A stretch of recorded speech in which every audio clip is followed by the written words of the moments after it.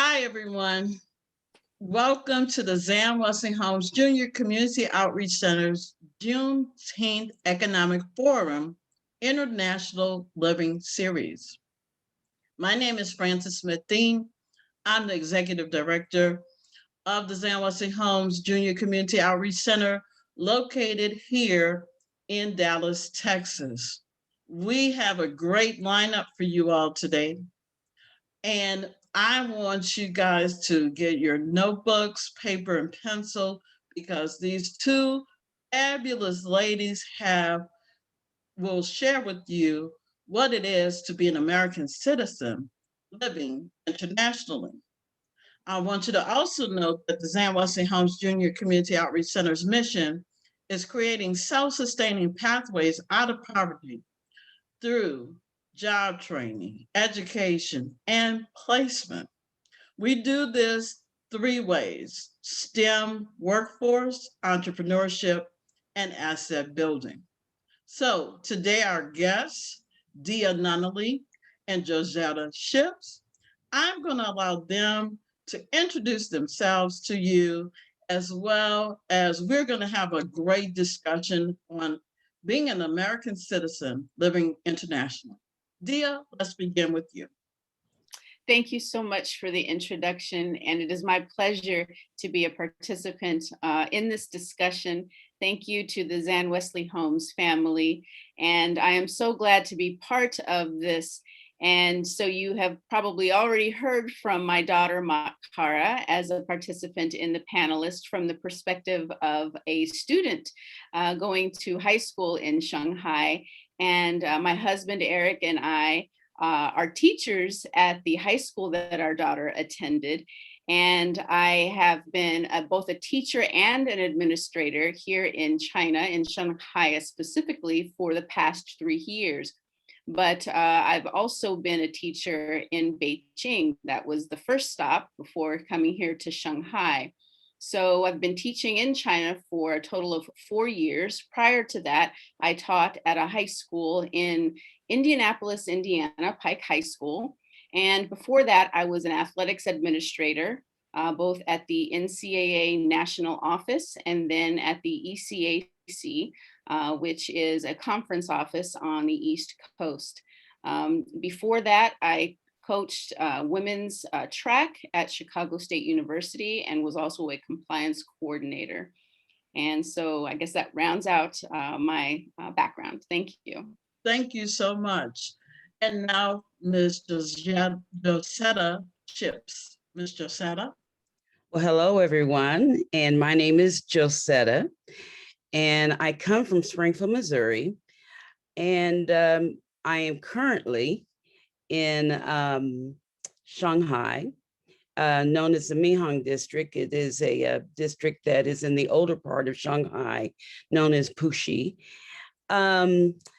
I am a second grade teacher, and I've been here since 2017 and have been teaching second grade ever since I've moved here. I teach English, I teach science, and I teach social studies to our little second grade kiddos.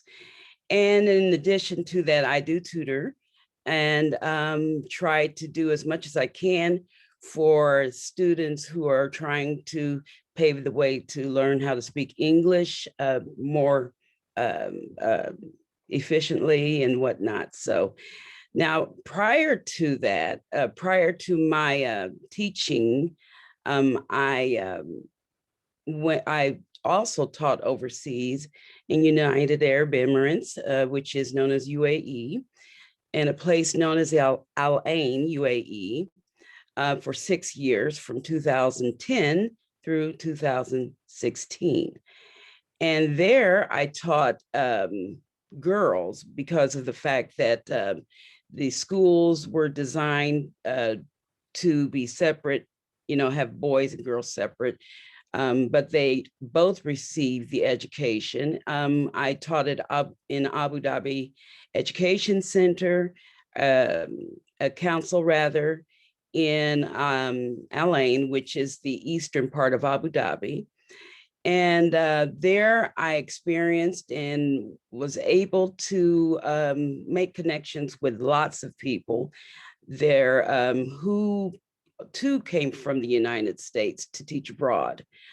And before that, before moving overseas, I taught in St. Louis County at a school, a district known as Riverview Garden School District in St. Louis, Missouri, in Moline Acres municipality, and taught there 10 years. And 5 years prior to that, or I'm sorry, 7 years prior to that, I taught at St. Louis Public Schools in the city school system.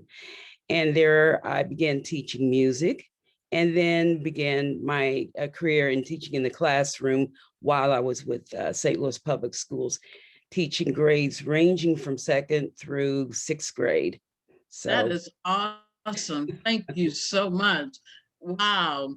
To teachers everywhere, to have a plethora of experience, both locally and internationally, Josetta, that is just so awesome. Now, Dia, I would like for you to share your perspective being married with a family moving internationally. And then Josetta, you will follow up being single. And let's look at some contrasts, comparisons and contrasts after that, so that our audience will understand what you have to go through and how you have to sort of what you're thinking about as you contemplate this move. So Dia, would you share with us that perspective? Sure. Well, the initial idea to consider teaching internationally came through an opportunity for my husband, who was going through a graduate program. One of his fellow cohort members, Brandy Fox, had been approached about a job teaching in China, and Eric, was offered a position at a university in China when our older set of daughters were in high school. We thought about an opportunity at that time, but decided against it sheerly because it was just not good timing because of our family situation. We have 3 daughters, and financially, and for them socially, it just was not the right time. We looked kind of at our mid-range family plans, our longer range family plan at that time. Our home situation just did not allow for a move for us. So we tabled that idea, but kind of the seed was planted. The opportunity to teach and move our family abroad, it was kind of planted. And then my aunt Josetta, was teaching. As she shared with you, she started teaching abroad, and she would share pictures and tell us about her experiences. And, this is while Eric and I were teaching at this time as educators. And we were just like, wow, this is just amazing. She would come back during breaks. And so we were just like, oh, wow, the opportunity. So, as a family, though, we had to, be very mindful of our children's growth. So kind of fast forward, our older set of daughters had graduated from high school, were in college. Our youngest one, Makara, interestingly enough, decided to take Mandarin when she was in middle school. She had the choice of taking Arabic, Spanish, and Mandarin. She decided to take Mandarin because she said, it seemed like the hardest one. I want to be challenged. And so she decided to take Mandarin at the middle school level. And as we progressed, Aunt Jo got a job in Shanghai. And she said, you guys should check this out. There are opportunities out here. And Eric and I were like, why not? There's this site called Teachaway, and it's a placement agency, a teaching placement agency. And Aunt Jo recommended that we check that out. So we put in our resumes, filled out the application online. And this is a comprehensive teacher placement agency that provides all types of resources online. I mean, it takes you through the entire process. And so kind of, from your question about family planning, we had to be very mindful of where we were at as a family. Could we do this at that time when the older girls were in college and more stable from that perspective? It was fine. Our younger one, she had already expressed an interest in Chinese culture. She was already studying the language. For us, Eric and I, we were at a place both financially and I think, and educationally. We both had our masters in education. We knew we could do this. And then we already had a family member, Aunt Jo, who was had explored China, and in terms of teaching opportunities, she'd already been teaching internationally. So we were kind of, riding her coattails, if you will, and knew that she would be out here. So that was kind of our situation from a family planning perspective. I just love the fact that you gave us 3 nuggets today on how you decided what you needed to do before you made the leap. You said financially, you assessed that. Number 2, you said family plans, because you had to consider your daughters where they were in their life journey, and you did not want to disrupt that, which is great. And then you had the resource with Aunt Jo so that you could help make that connection and make that transition. So I think that's great. Now, Josetta, I would like for you to share, because you're the pioneer. And as you pioneered, you help others make that acclimation over much smoother. But tell us, did you have such a smooth transition?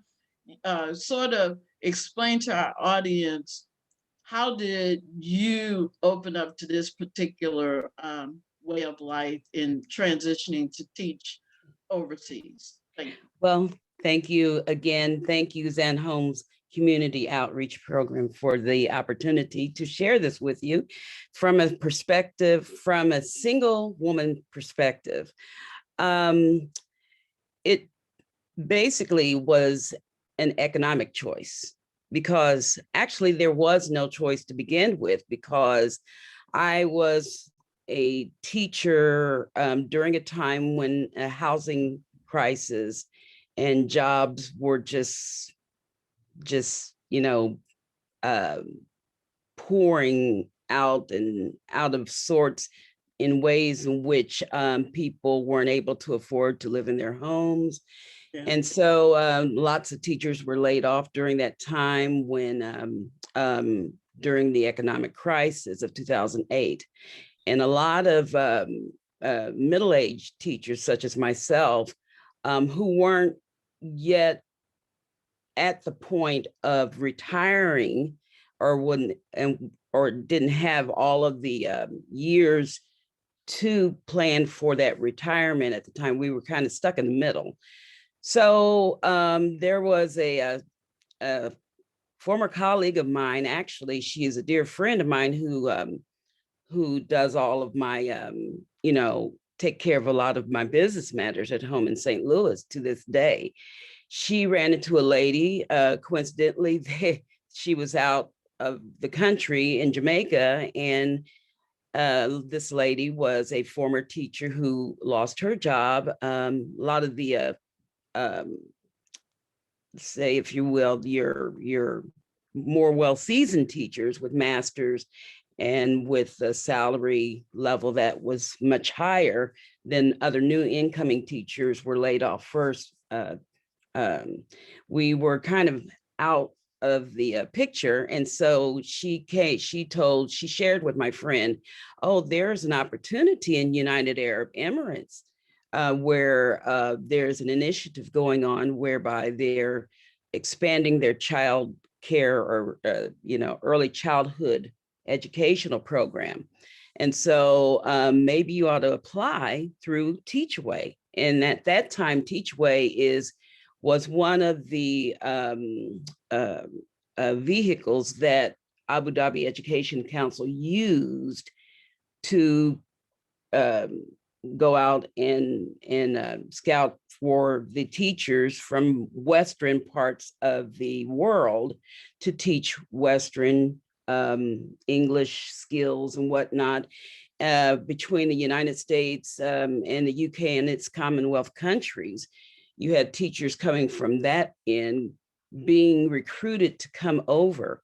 And there, once you, the benefits included things ranging from free, I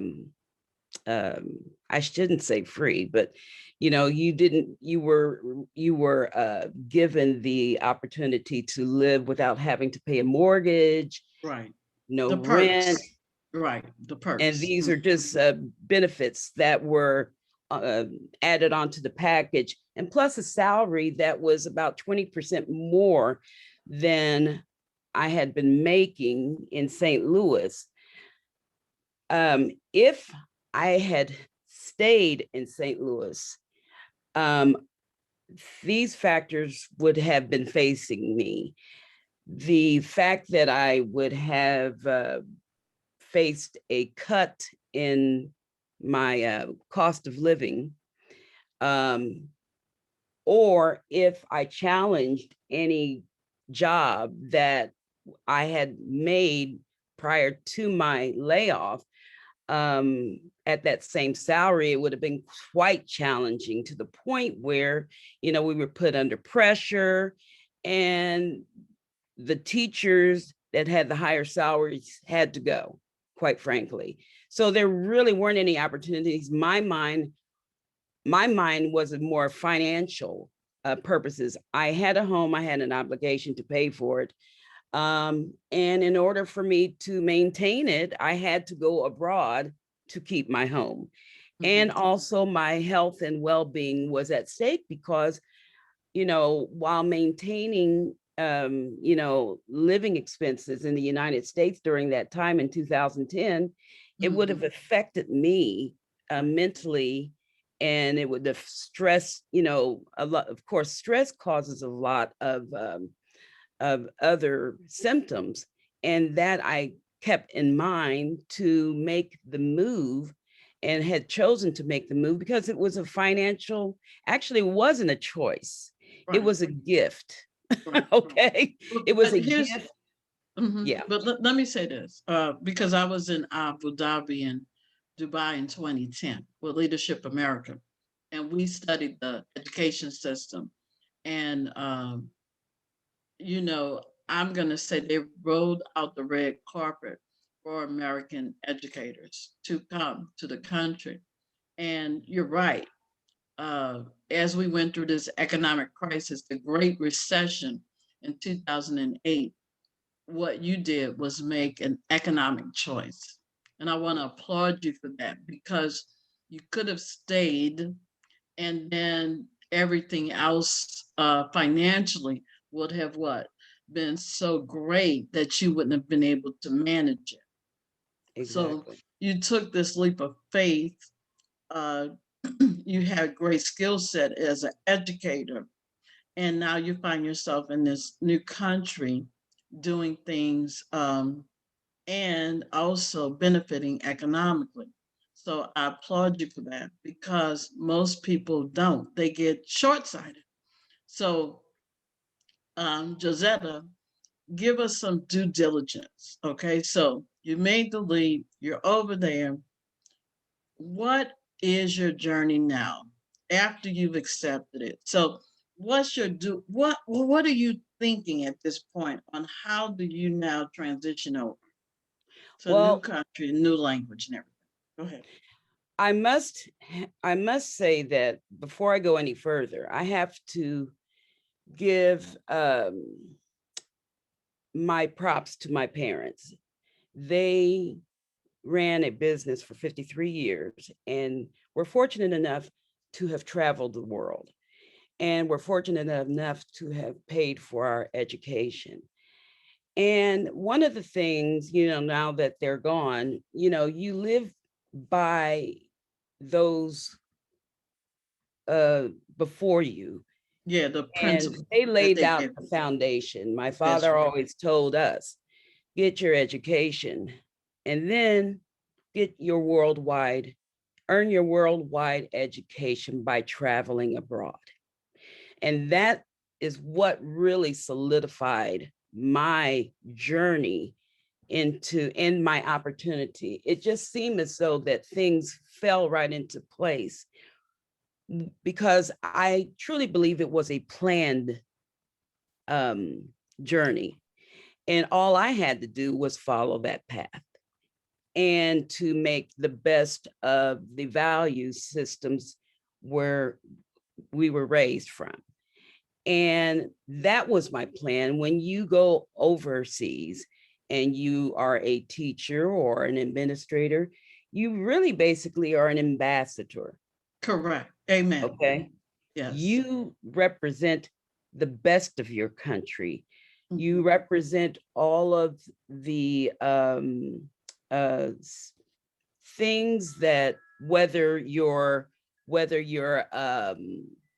the country where you came from as a Black American, you erase or correct all of the stigmas Yes. or illusions that people or perceptions that people have through media. Right. Okay. And Propaganda. then people suddenly find out that you have the same value systems as we do. Yes. And so with that said, that's one of the things that I took with me. That was my mission. Mhm. And then I wanted to also convey that to my students as I teach them, girls in particular in the Middle East, they were required to get their education and then get married and have Correct. children because only 20% of UAE is made up of their own local people. Right. So there are more women nowadays who are taking more leadership roles. And because of that, because of education, it has allowed women to be more independent and not be so dependent.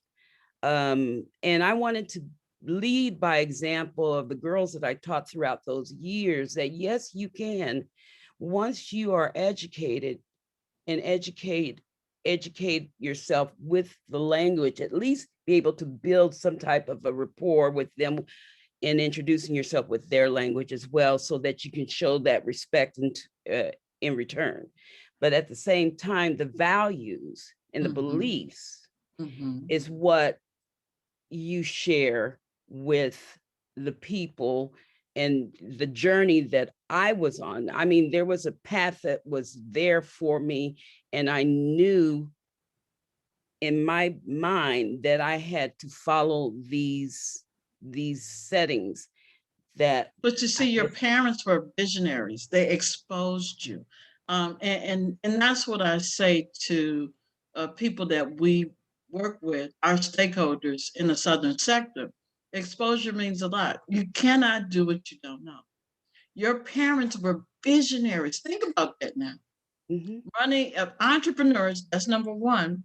But number two, your parents exposed you to travel internationally, which is something that we don't often see in our families. Now, Dia, from your perspective, how would you add to this conversation from your perspective as a married person with children? Well, I mean, we come from the same family. I mean, I it's a know. legacy. Yes, yes, it is.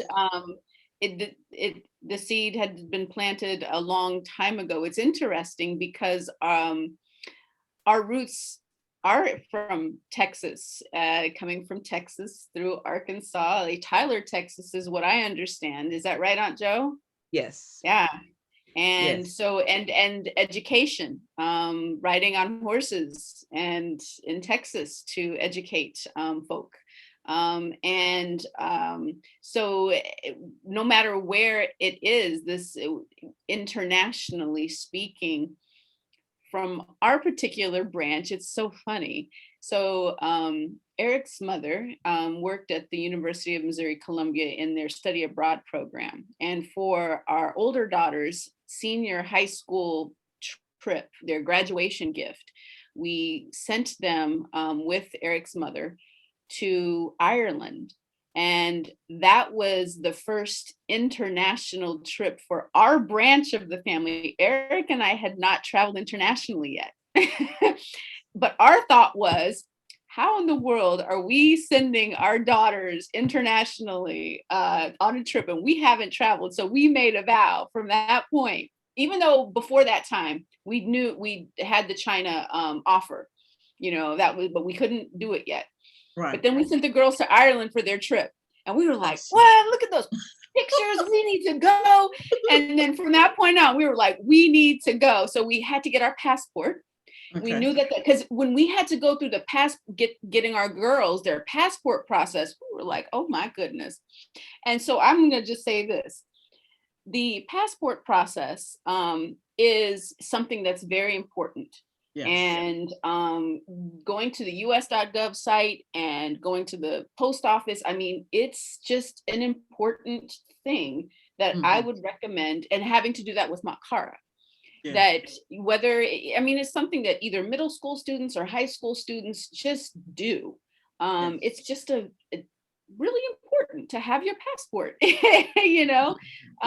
it's anyway. So just that aside, and then so the girls went to Ireland. We got their passports. They went to Ireland on their trip, and Eric and I were like, we need to go international. By this time, Aunt Jo has already traveled internationally, and we knew about our grandparents. They would send us pictures. I remember when they went to the Vatican and to Italy. And Aunt Jo, I don't know if you went with them on that trip or not. No, I didn't go on that trip with them. They went to Spain and Lourdes, France. They went to what was it, the Holy Land. And but one thing that Dad said that he wanted to travel was in China. He wanted to visit the Great Wall. Yeah. And he wasn't able to do that as he, got older, right. And her grandmother had died in 1995. But that was one of his visions. You're right. It's the vision, and our ancestors had vision. We have to pick that up and then turn that into a dream, and the dream can become a reality for anyone. Amen. Yes.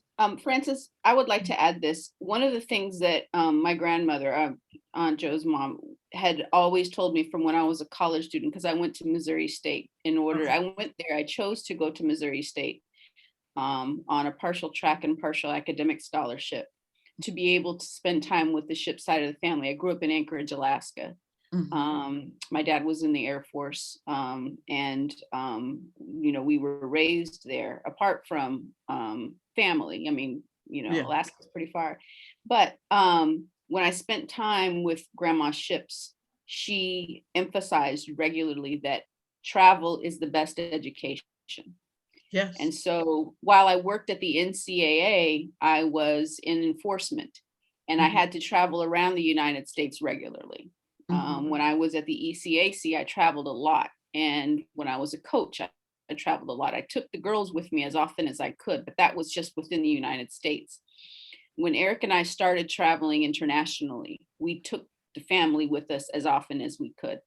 And it has been the best education by far.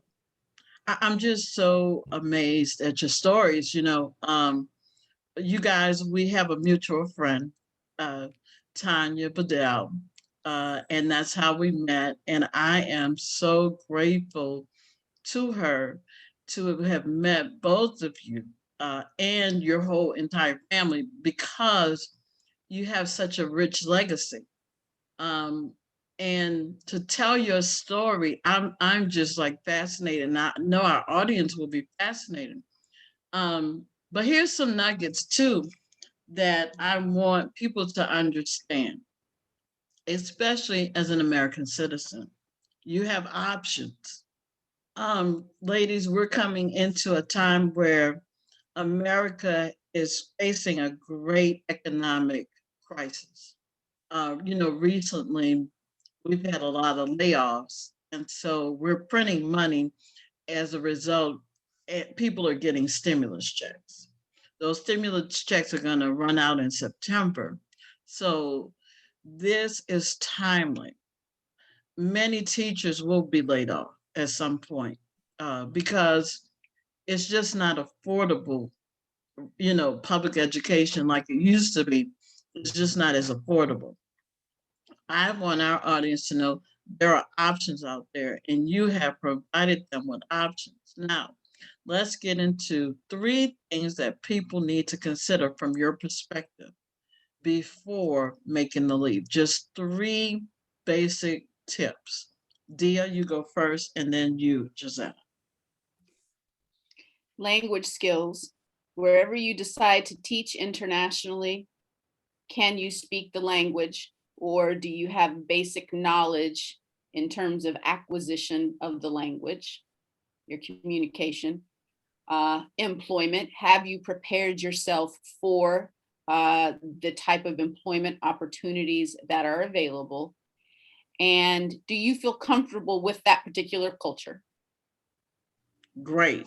So Dia's nuggets are language skills, employment, and comfort. And Dia, those are 3 great takeaways for today. Josetta, what are your 3? Things to consider from a single woman's perspective is make sure that your safety comes first. There is a program known as the Smart Travel Enrollment Program. It's called STEP. And you enroll into that program so that wherever you teach abroad, your government knows, and the government that your country that you're going into, you are identified in any event, if there's anything that would happen in the event that anything happened. Secondly, communication. Make sure your phone is an unlocked phone. Okay. Purchase a phone where you don't have a plan where it's locked, because, and I say this because one of the first things in communicating with the people that you will be introduced to, they have their own communication system, and the phones that, and the internet systems, are would only be shared if you go to that country, and then the country, of course, you get your passport, you have your passport and everything, and you show your passport, they enroll you into, they assign you an international phone number of some sort. With a locked phone, you cannot take the SIM card out.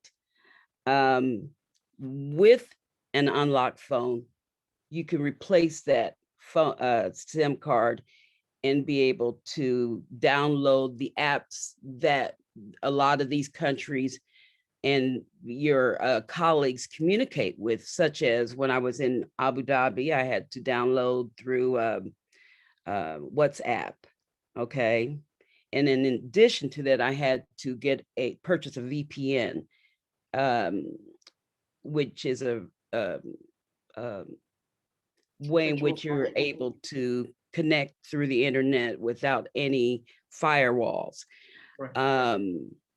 So communication is extremely important for you to establish before you leave the United States.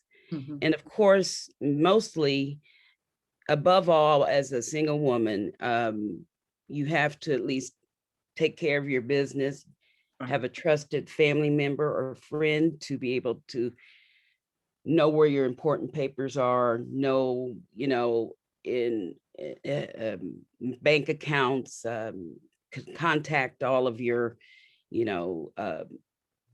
people that you do business with. and then also allow your family members to download the same app that you're sharing with as you are abroad, so that you can stay in touch with them at home. We use Zoom or Skype or whatnot. I'll be honest with you, as an older generation person, as one who had to do a lot of on-the-job training with all of the technology that just continues to change on a daily basis, it is very challenging to keep up. So for those of you who are older and wish to move abroad, make sure that you train yourself with a lot of these technological features, and don't be afraid to try and experiment. I'm still struggling, but some people just shut down for some reason. But Right. don't open yourself to learning new things. Okay, that's the key thing, is opening yourself up. Life is a learning journey anyway. And if you say that's enough, no, that path, you have to make that path wider for you to be able to connect to a whole wide world. Right. So those are the three things that I would suggest. So, audience, here's some nuggets from Jazetta. Safety, smart travel enrollment program, STEP, is an essential tool you need to have. Communication, focus on getting an unlocked phone. 3, personal affairs, have a support system who you could work with in the States who can help deal with your personal affairs. And number 4, Josetta, you gave us an extra nugget, technology. Be open to learning new technology. Now, ladies, I want to thank you for these nuggets. I'm going to let you leave our audience with one last thing. What would you like to communicate to the audience? I mean, guys, we could go on, and I think I'm going to have you guys back where we're going to look at some other aspects of international living. And the reason why I'm saying that is because I know the questions will come to me where people are going to ask certain questions, and we want to do a follow-up with you all, if you don't mind, to give our audience some good tips and strategies. So, Dia, you start first. Jazetta, you second.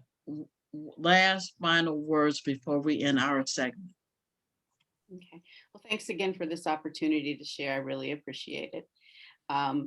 The idea of living and working abroad can be daunting. It can be scary, but it is worth the challenge on the front end of going through the paperwork to obtain a visa, to work with your potential employer in securing all of the paperwork. It may feel very frustrating, but it is worth it. Work with your consulate. Go to the us.gov website. They have all of the information that you need. It is updated regularly. If you ever have any questions, whether you're on stateside or whether you're in your host country, they're very friendly. It may seem like it's just a website, but actually the people there are actually real people, and they will, meet with you and actually talk with you in your host country. I've had the opportunity to meet several folks from the U.S. consul here in Shanghai, and was very pleased to have that opportunity. Actually, yesterday we had the Juneteenth celebration in Shanghai and got a chance to hear a presentation by the U.S. Consulate Deputy Consul General Jeff Graham, and I was like surprised, like this really happened here. So that happened, and also with regard to family planning. Yes, no matter if your children are small, they're, in middle, school or high school, we have expats who have families here, and you can't imagine how how much growth that they experience, your children will experience in living abroad. So yeah, thank you. Thank you. Okay, Dezetta. Yes, I just want to say that currently, since we are in these challenging times of the pandemic and traveling is limited, but in due time, when um, the ports and when traveling internationally is officially open, this is a good time for you to begin planning, put aside monies, maybe 3, 4, 5, 6 months worth of expenses for yourself, both domestically and internationally, um, and continue to build and maintain your connections, your support system domestically at home, and keep them abreast of everything that you do. And when you come here, just basically remember to treat people the way you want to be treated. People understand that. And when you treat people the way you want to be treated, they will welcome you with open arms. If you come not because, oh, I'm an American, and that doesn't fly well, not anywhere, because the perception that people have about people who are Americans we are the envy of the world. No, take it down a notch or two, be humble. And people, you'd be surprised the floodgates of people welcoming you to be a part of this, be a part of that. And I mean, people here in China, since, we are all one global family. We are interconnected. And I was mentioning to Dia yesterday how it's like a yarn that's being woven and being connected together, and we're making such inroads and networking of people of all backgrounds, basically because we're carrying this golden rule. And everybody in every culture that I have met carry that same rule. And also, this is one thing that my father always say: when you give back, then you get back twofold. When you give, you get back twofold. It will always come around. Many people view Black Americans, wherever I've gone, as the soul of our country. And they are so interested in our culture, the way that we dress, the way that we walk and carry ourselves, the way that we dance and present ourselves. I mean, I was really shocked at the way that people have come to me as if we're celebrities. It's as if they're intrigued by our mannerisms and whatnot.